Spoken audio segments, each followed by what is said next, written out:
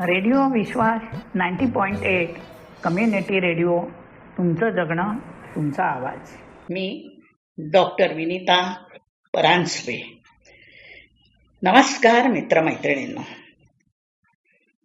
काळाच्या ओघात अनेक घटना अशा घडतात की ज्यांची नोंद इतिहासाच्या पानामध्ये अगदी ठळक अक्षरात केली जाते.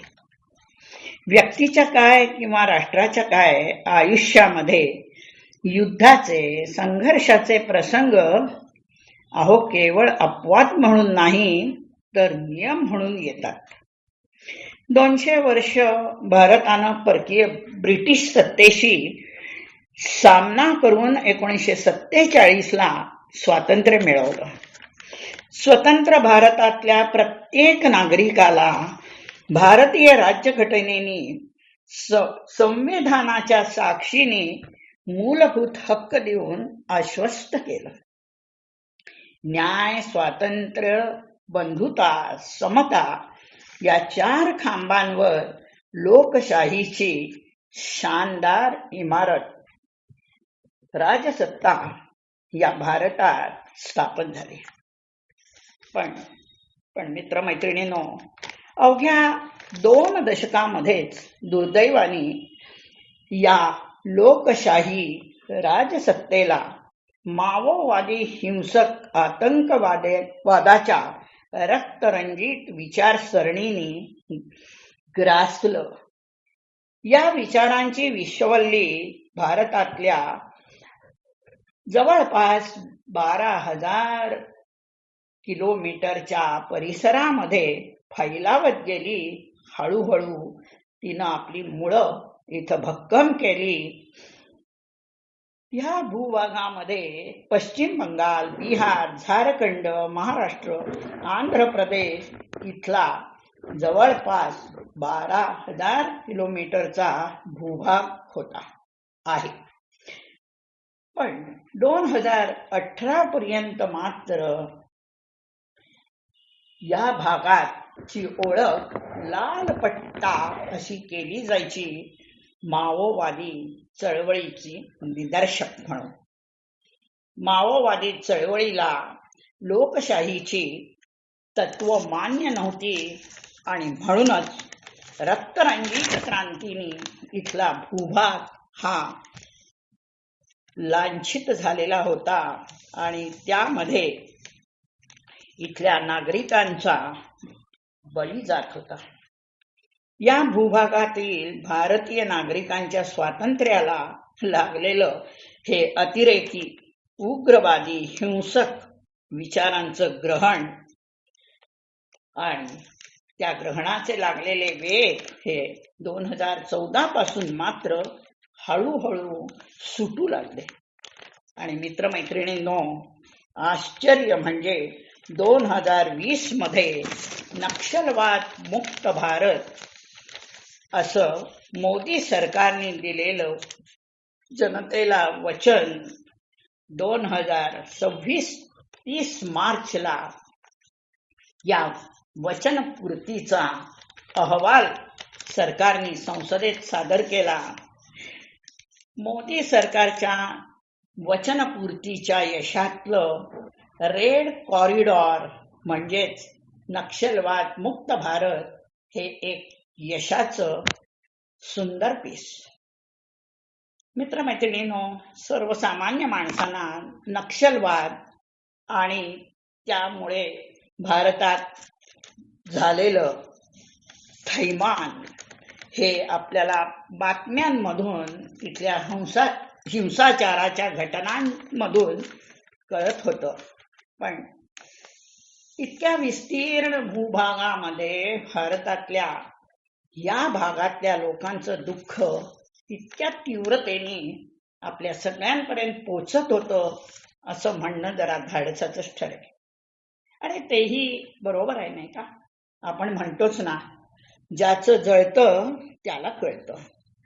आणि म्हणूनच ती आज फक्त आचेपुरती आपल्यापर्यंत पोचली असेल, पण त्याची झळ आणि त्या झळीत होरपळून निघणारे भारतीय होते त्या भूभागातले स्थानिक, मुळातच दुर्गम भागामधल्या ह्या नागरिकांची भारतीय असूनही मूळ प्रवासापासून नाळ सुटलेली होती आणि ह्याचाच नेमका फायदा माओवादी नक्षलवादी चळवळीच्या नेत्यांनी घेतला. ह्या चळवळीची बीजारोपण इथं करून ह्या भूभागाला लाल पट्टा किंवा रेड कॉरिडॉर ही ओळख देणारे या चळवळीचे कार्यकर्ते चारू मुजुमदार, कानू सन्याल अशी मंडळी होती. पश्चिम बंगालमधील नक्षलबारी इथं या चळवळीचा श्री गणेशा झाला, तोही एका घटनेने. आणि म्हणूनच नक्षलबारीमध्ये सुरू झालेली ही चळवळ नक्षलवाद म्हणून आपली ओळख सांगतेय. ही चळवळ सुरू होण्याची घटना घडली की नक्षलबारीमध्ये एका चहाच्या मळ्यामध्ये चहा मालक आणि नक्षलवादी चळवळीचे कार्यकर्ते यांच्यामध्ये झालेल्या गोळीबारामध्ये 9 चहा मळ्यातल्या मजूर स्त्रिया आणि 3 मुलांचा बळी गेला. आणि इथेच नक्षलवादाची बीज रोवली गेली आणि भारतातल्या 12,000 किलोमीटरच्या भूभागामध्ये ती हळूहळू रुजली, फैलावत गेली. नक्षलवाद म्हणून ही चळवळ ओळखली जाते आजही. आणि नक्षलवाद म्हटला की त्यानंतरचा भीषण हिंसाचार, ती रक्तरंजित घटना या अंगावर शहारे आणतात. या दुर्गम भागामध्ये राहणारे भूमिहीन आदिवासी मजूर, त्यांचं होणारं शोषण, दारिद्र्याचे ते बळी ठरत होते. अज्ञान आणि भारतामधल्या अनेक सुखसोयींपासून वंचित होते. मुख्य धारेपासून तुटलेली त्यांची नाळ त्यांना साहजिकच सहानुभूती दाखवणाऱ्या माओवादाकडे वळली नसेल तर नवल. त्यांना न्याय मिळावा, भूमिहीनांना हक्क मिळावेत, दारिद्र्य, दुर्बलता, अज्ञान नाहीस व्हावं आणि सर्वत्र माओवादी विचारसरणीने राज्य चालावं, ह्या उद्दिष्टाने माओवादी चळवळीने इथं हातपाय पसरायला सुरुवात केली. अर्थातच माओवाद म्हटला की लोकशाहीची मूल्य त्यांनी धुळीस मिळवली, तर त्यात नवलते काय, खरं ना? अहो, शांती, अहिंसा यासारखी तत्व न मानणारी ही चळवळ, तिची मनोधारणा, मग त्यांनी सरकारी विकास योजनांना सदैव बांध घालताना पावलोपावली अशा घटनांना उद्ध्वस्त करण्यासाठी सुरुंग ठाई ठाई जमिनीत गाडले होते आणि ते त्यांचं कार्य करत होते. प्रश्न सोडवण्यासाठी शांतता, अहिंसा ह्या मार्गापेक्षा सशस्त्र क्रांतीच्या मार्गाने जनमतावर दबाव टाकत होते. आणि बदल घडवायचा तो शांती किंवा अहिंसेच्या मार्गाने नाही, तर बंदुकीच्या फैरी झाडून आणि रक्ताचे पाट वाहून, हीच त्यांची मनोधारणा होती, हीच त्यांची भूमिका होती.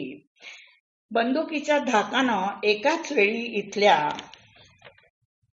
असह्य आणि दुर्बळ बनलेल्या अज्ञानी जनतेवर आणि त्याच वेळी लोकशाहीच्या मार्गाने जाणाऱ्या भारत सरकारवर, दोन्ही बाजूने आणि एकाच वेळी ही चळवळ या वेठीला धरत होती, त्यांना त्रस्त करत होती.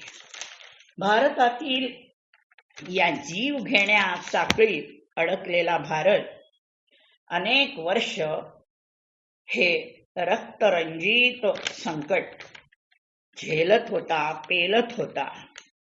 पण मित्रमैत्रिणींनो, ह्या चळवळीच्या मुळावर घाव घालायला स्वातंत्र्यानंतर तब्बल 70 वर्ष गेली.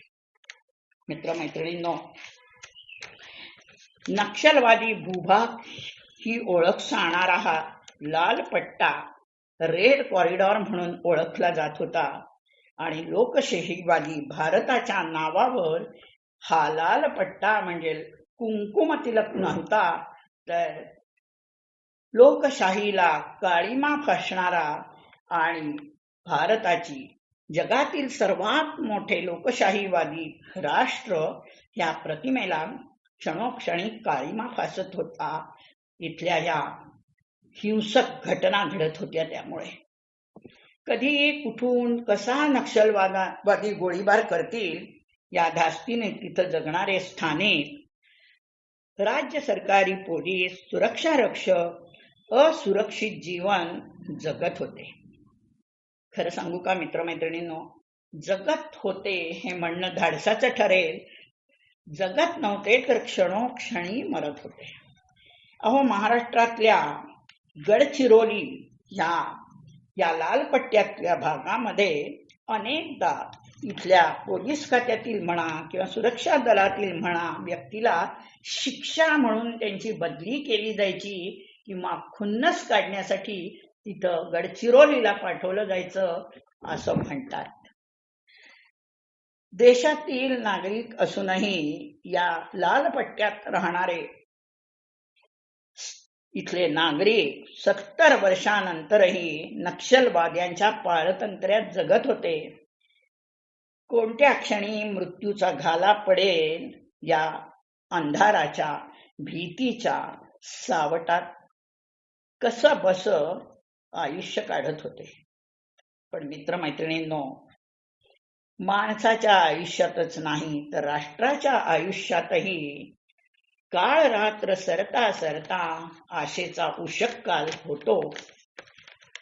याची प्रचिती या रेड कॉरिडॉर म्हणजेच नक्षलवादी चळवळीच्या अंताने दिली असं म्हणायला हरकत नाही. हो, पण ती कशी, केव्हा हे ऐकूया आणि त्यासाठी पुन्हा भेटूया. मित्रमैत्रिणींनो, तोपर्यंत ऐकत रहा रेडिओ विश्वास 90.8 कम्युनिटी रेडिओ. तुमचं जगणं, तुमचा आवाज.